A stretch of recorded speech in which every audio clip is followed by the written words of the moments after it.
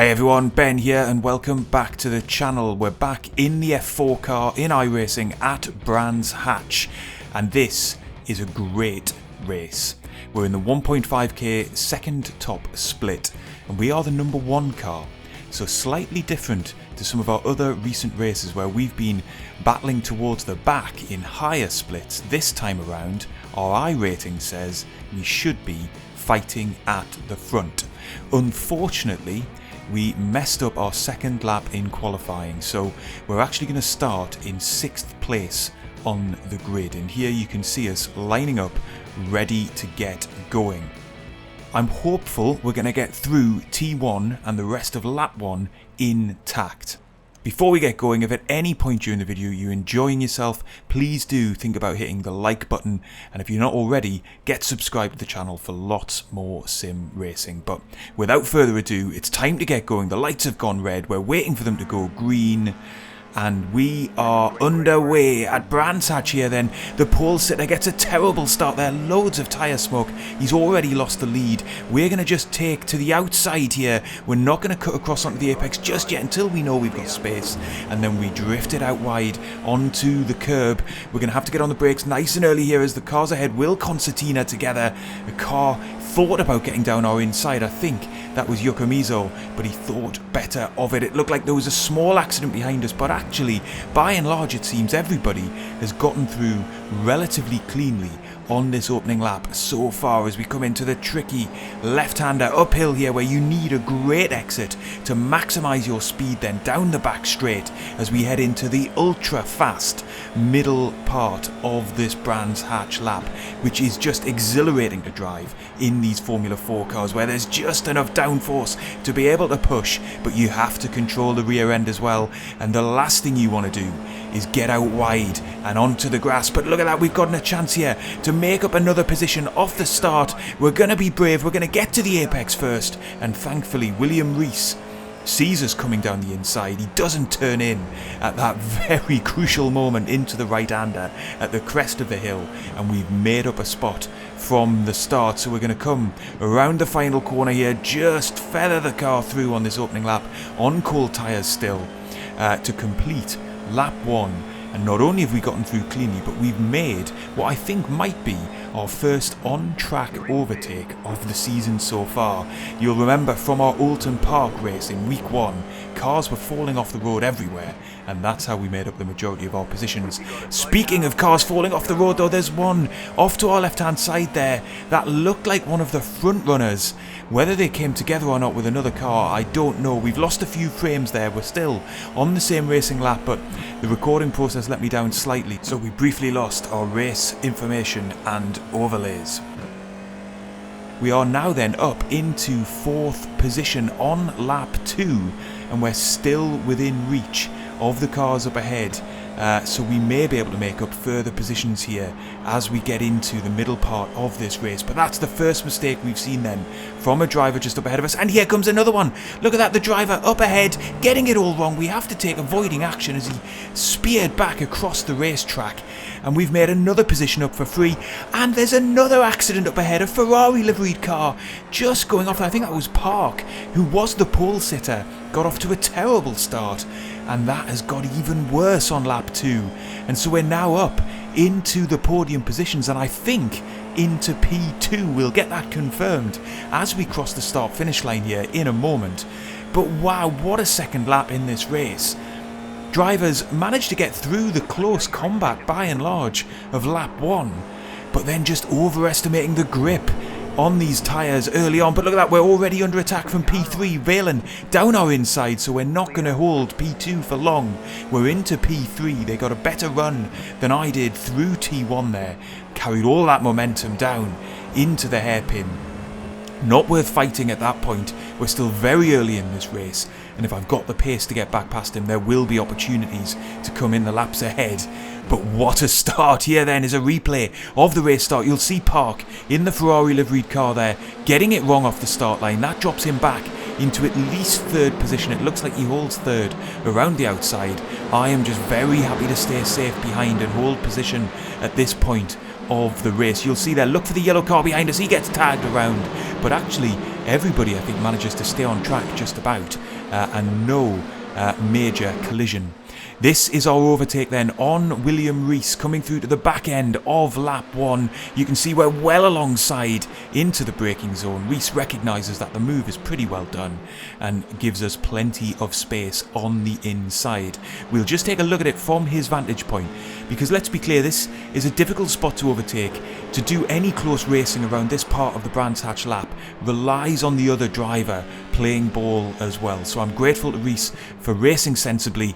We were able to steal that position. Here's how the Red Bull liveried car then managed to get span around on lap 2. It was coming together with Park, who would then of course go on to have a major shunt of his own. But before that, here's the other driver that came a cropper just ahead of us. You'll see how close we came to being collected in that accident. And then finally, towards the end of the lap, here's Park just getting it wrong, getting a tyre up onto the grass, it looks, running a little bit wide, pushing too hard, and absolutely wrecking his car. Unable to hold the slide, bang, at least 2 corners of that car going into the barrier. And then on to lap 3. Here we go, we're slightly slow through T1, and that's going to give Valen behind us the chance to skip on past us and up into second place. So we have to be happy with third place, and let's be fair, that is a good result for us after the opening set of laps. We rejoin them with 6 minutes gone on the race clock, so 15 minutes thereabouts left to go in this race, and you can see we've dropped back just a little bit from Valen. We've managed to open up the gap to Rees behind to 1.6 seconds, so we're running pretty comfortably in third position at this point. And it's just going to be a case now as we get into the middle sector of the lap to try and reel in as best we can Valen, but look at that, he's made a big mistake as well. He's off to the left hand side. That will be a trip to pit lane for him as well. Unbelievably, drivers just pushing too hard through this middle part of the lap where there's no real pressure on them to do so. It's a very high speed and challenging racetrack, Brands Hatch, but really you just have to leave a little bit of margin. If you try and set qualifying laps every lap of this race, you are eventually going to make a mistake, and the cost of making those mistakes at an old-fashioned circuit like this is very, very high indeed. There is no runoff area, as you can see here, and Valen just slides into the barrier, and that is a promising race for him ruined. We rejoin then with just a few minutes left in the race, so we've been running comfortably in second place for the best part of 10 minutes. But look in our rear view mirror, that's Lorenzo Cordal, the Red Bull liveried car that we saw get taken out on lap 2 by Park. He's recovered, and if anything, he's got the pace of the field today. So we are going to be coming under some pretty heavy pressure quite soon as we're down into T1. We've got another little screen freeze, apologies about that, but then we're down into the hairpin and we're able to cover off Cordal behind, but he has reeled us in by at least half a second a lap for the last 5 laps. So I am not sure how long we're going to be able to hold him behind here as we're coming through to what is probably the last couple of laps of the race. He's shaping for a move down our inside. I'm going to let him have it, but with a view to trying to switch back onto the back straight and carry more momentum down the back straight, and maybe, just maybe, get back alongside him into the fast right-hander at the bottom of the hill. We are closing in his draft. We're going to shape to the inside, but look at that, he makes a slight dummy to cover us off. That's enough to frighten me off from putting the nose down the inside, but we're already quicker into the next right-hander here. We're going to get a better run through that corner. We're all over his rear wing here as we come to the outside. There's not really going to be a way around there though, so we have to get out of it for fear of running out onto the grass and then getting involved in a very big shunt indeed. We spot our apex on the left-hand side then. I think I'm going to be coming round onto the last lap very soon, so I'm not going to get too many more opportunities to try and fight back here on Cordal. And let's remember, it looks like he does have stronger pace than I do, so we have to try and keep in touch through this opening part of the final lap of the race as the white flag is waved, and hope that we can then squeeze onto his rear wing at one of the overtaking opportunities before the end of the lap. Here's one coming up now into the hairpin. just not close enough to make a move. I'm probably going to be relying on him feeling the pressure and making a bit of a mistake to get anywhere near alongside here at this very tricky to overtake track.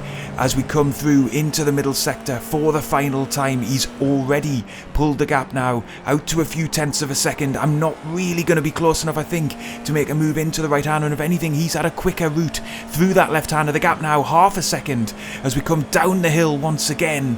I'm really relying on him now, making a mistake into one of these fast, swooping right-handers. We get a decent run through that corner. It looks like he was slightly compromised as the car moved slightly on exit there. We get a much better run again through that right-hander. We are closing in the gap now, 0.3 seconds. Once more, faster through the uphill right-hander. It's 0.2 seconds now. We spot our apex nicely through the left-hander. A quicker run through that corner as well. We must be within a tenth of a second now. We're going to shape to the inside for the final corner of the lap. He closes us off, so we swing to the outside, and that is enough, unfortunately, for Caudal to hold the move as we come on to the start-finish straight for the final time. A mad dash to the line. We're going to finish within 0.1 seconds of one another. He just did enough to squeeze past us. In fairness, over the course of the race, he did have the speed to justify that position. We just couldn't hold on for the final lap and a half. Here's then a replay of that action playing out. You'll see just how close we were together on track as he follows us through the hairpin. Not close enough to make a move there, but I make a very small mistake through this left-hander. Gives me less good drive off the corner than Caudal manages to get behind us. He comes to the inside. I'm not really able to make a late defensive move there, so I decide to try and get the switchback move, get better momentum onto the next straight. That then puts us in a prime position through the middle sector of the lap to get nearly alongside him, but he's just able to cover us off up the hill and into the right-hander. And then finally, on the very last lap of the race, look at how close we get into the final corner. We move to the inside, he covers us off. We try and swing back around the outside, but there's just no room around this corner to do that, not without taking a one-way trip into the gravel trap. So we have to settle for third position. A good podium finish, having qualified in 6th. Really happy with that, and what a combination of car and track this is. If you own the content, you've got to go and give it a go this week. Here's the final classified results then, confirming us in third position. A plus 63 bump to our iRating. We're nearly into the 1.9k club. That's unprecedented territory for us, and a 0x race. So we've got to be very, very happy with that too. I hope you've enjoyed the video. If you have, leave a like, get subscribed, and I will see you on the next one.